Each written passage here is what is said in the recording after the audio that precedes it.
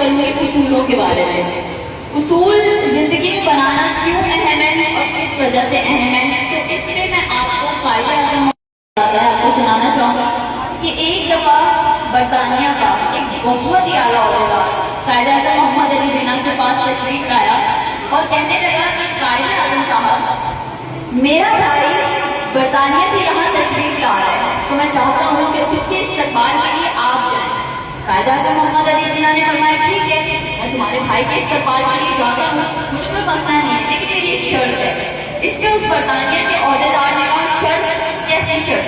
تو قائد اعظم محمد علی جناح نے فرمایا کہ جب میرا بھائی یہاں سے برطانیہ جائے گا تو اس کے استقبال کے لیے ملکہ آئے گا. یہ جواب سن کے اس برطانیہ کے عہدیدار نے کہا ملکہ اور آپ کے بھائی کے استقبال کے لیے آئے گا، یہ تو ناممکن ہے. تو پھر قائد اعظم محمد علی جناح نے بھی فرمایا کہ پھر میں اور تمہارے بھائی کے استقبال کے لیے جاؤں، یہ بھی ناممکن ہے. تو ہمیں بھی چاہیے کہ ہم بھی اپنی زندگی میں قائد اعظم محمد علی جناح کی طرح اپنے اصولوں کے اتنے پکے، اتنے پابند ہونے چاہیے کہ کوئی ہمارے اصول توڑ نہ سکے. ہمارا سب سے بڑا مسئلہ یہ ہوتا ہے کہ ہم اپنے اصولوں پہ کمپرومائز کر دیتے ہیں. اس لیے نہیں کہ ہم اس پہ کمپرومائز کرنا چاہتے ہیں، اس لیے کہ ہم سامنے والے کو، دوسرے شخص کو اتنی ترجیح دے دیتے ہیں اپنی زندگی پہ کہ وہ ہمارے اصولوں پہ بھی ہم پہ حاوی ہو جاتا ہے اور ہمارے اصولوں کو، ہماری زندگی کو بھی کنٹرول کرتا ہے. میں یہاں پہ ماں باپ کی بات نہیں کر رہی، میں اوور آل سب کی بات کر رہی ہوں کہ ہمیں پختہ اصول بنانے چاہیے جنہیں نہ کوئی توڑ پائے اور نہ کہ ہم کو توڑ پائے. یہ کہنا چاہوں گی کہ اکثر آپ لوگوں نے سنا ہوگا کہ پاکستان نے ہمیں کیا دیا ہے، ہم پاکستان میں رہتے ہیں، پاکستان نے ہمیں کیا دیا.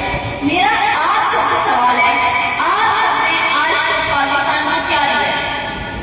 Guinness book of world record میں آپ کا نام ہے؟ نہیں. آپ نے پاکستان کے لیے کوئی کارنامہ سے انجام دیا؟ نہیں.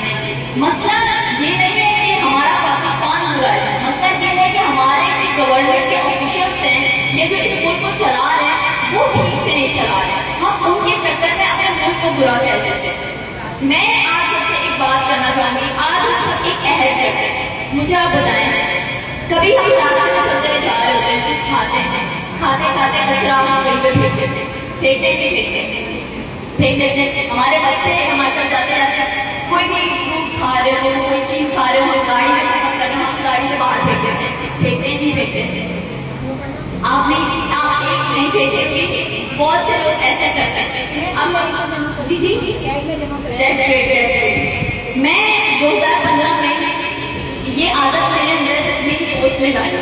میں بڑا کہ میں پاکستان میں نہیں یہ کروں گی وہ کروں گی، اس سے پہلے اپنے آپ کو ٹھیک کر لو. ہم کہتے ہیں کہ ہم یہ کر دیں گے وہ کر دیں گے، پہلے اپنے آپ کو ٹھیک کرنے کی کوشش کریں گے تو ہمارا ملک ٹھیک ہوگا نا.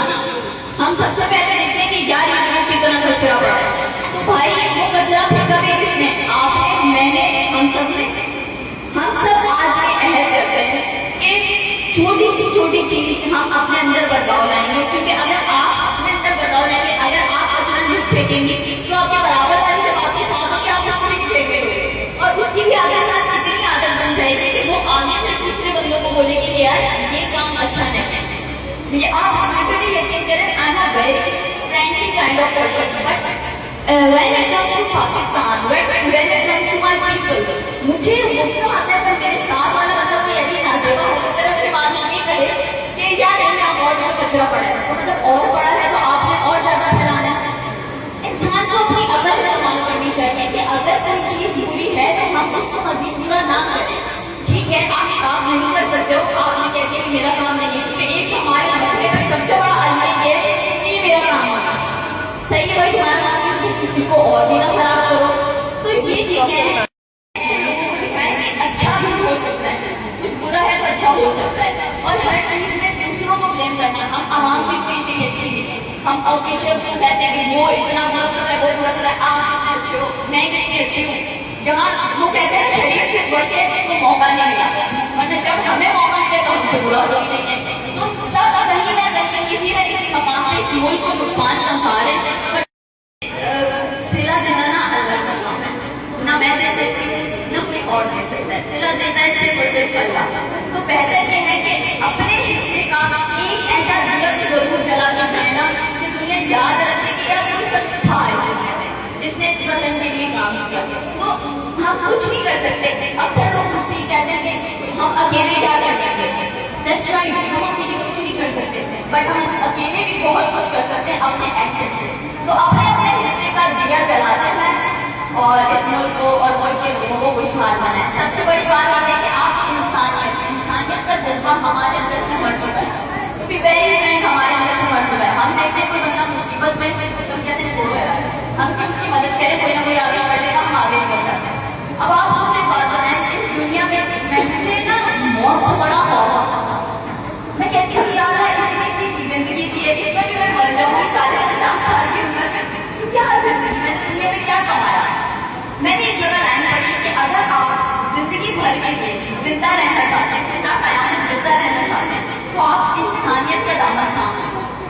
آپ انسانیت کے لیے لوگوں کے لیے کام کرنا شروع کر دیں. آپ یقین کریں رہتے دنیا تک آپ کو یاد رکھا جائے گا. ای صاحب تھے اور اسی طریقے سے اور بھی بہت سے مدر ٹیریسا تھی, لیڈی ڈیانا, ان سب کو کیوں یاد رکھا تھا. ان کے حاتم طائی, کتنے پرانے حاتم طائی کا قصہ ہر بندے کو آتا ہے جو پڑھا لکھا نہیں ہے. اور گاؤں کی کسی بھی گاؤں میں آپ چلے جاؤ گے وہ ایڈیٹر پہ آیا حاتم طائی, اکثر سنا ہوگا 85 لیڈی ڈیانا, اس طریقے سے پنجابی لوگ بولتے ہیں. تو مطلب وہ کتنی فیمس تھی کہ ان کو وہاں بھی کوئی جانتے جہاں پر انٹرنیٹ جیسی فیسلٹیز نہیں ہیں, جہاں پر میڈیا جیسی کوئی بھی چیز نہیں ہے. تو اپنی اچھائی سے دنیا میں چھائیں اور جتنا عرصہ دنیا میں گزاریں اچھے بڑے گزاریں. دوسروں کے ساتھ نہ صحیح اپنے ساتھ جنرل ہو, کیونکہ جب آپ اپنے ساتھ جنرل ہوں گے تو آپ کی زندگی بڑی پرسکون گزرے گی اور اللہ پاک آپ کے راستے بھی آسان کرے گا. تو اللہ پاک آپ سب کی زندگی بھی آسان کرے اور میرے ملک کو بھی شاد اور آباد رکھے. جزاک اللہ.